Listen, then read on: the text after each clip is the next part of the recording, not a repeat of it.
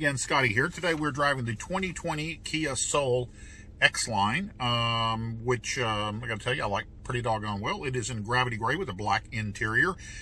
Base price of $21,490 as tested with the Soul X-Line features, $22,615, which is not bad in today's world. It has a lot of nice features on the car. A few weeks ago, I drove the turbo version of this car, and I got to tell you, I like this normally aspirated one even better. It has a 2-liter multi-port fuel-injected 4-cylinder engine, an intelligent variable transmission, which is a type of CVT. Most of the time, it acts like a regular transmission that shifts through the gears. Sometimes it acts more like a CVT, but that's okay. I like it better than a lot of the other CVTs that I've used. Has lots of nice features on the car.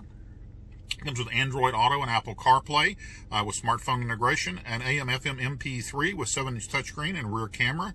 Of course, air conditioning, power windows, power locks, remote keyless entry, Bluetooth wireless technology, steering wheel mounted audio controls. I get in a hurry and I can't talk. Of course, it's got Kia's 10-year, 100,000-mile limited powertrain warranty, 5-year, 60,000-mile limited basic warranty, and 5-year, 60,000-mile roadside assistance. Gets really great gas mileage. It's 27 in the city, 33 on the highway, 30 combined. That's about what I got. It has the Soul X-Line features, which is the blind spot collision warning, rear cross-traffic collision warning, lane change assist, X-Line exterior body cladding, front fog lights, 18-inch alloy wheels, roof trim, and a leather-wrapped steering wheel. And it had carpeted floor mats, which is at about another $130, and out the door it's $22,615, which ain't real bad.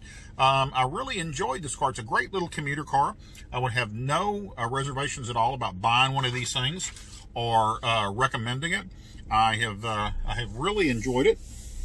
Hauled a bunch of stuff in it. We went to the grocery store in it and bought our monthly groceries in it, and for our crew that is quite a bit of stuff, but it all fit in here pretty nicely.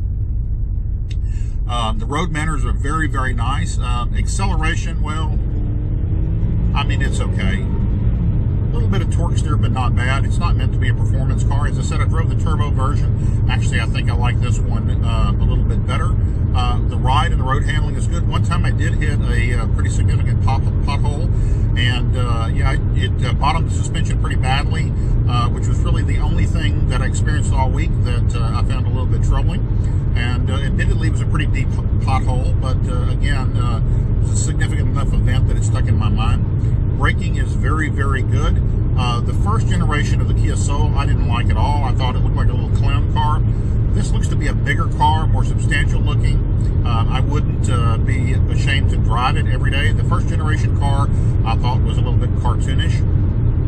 As I said, it'll haul lots of people and stuff. My wife was happy and comfortable in this thing. As a matter of fact, she said, you know, we need a little commuter car. Maybe this is one that we should.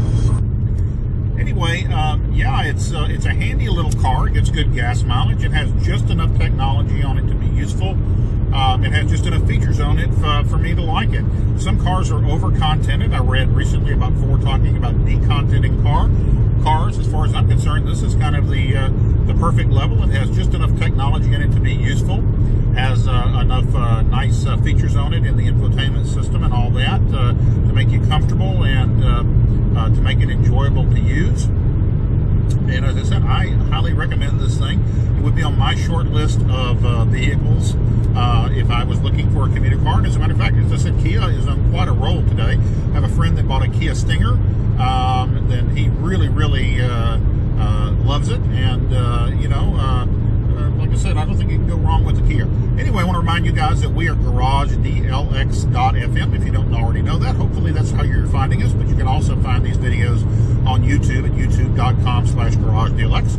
Our main website is GarageDLX.com, which is the recipient of the Texas Auto Writers Association Award for Best Web Content in 2019.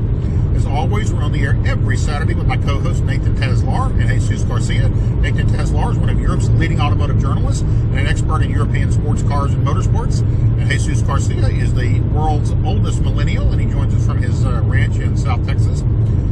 So we're on every Saturday from noon to 2, and again from 7 to 9 p.m. We rebroadcast the program every weekday from noon to 2 p.m. We've got some big announcements coming for you guys in the new year. But we got a couple more weeks of shows for you, a couple more car reviews for you.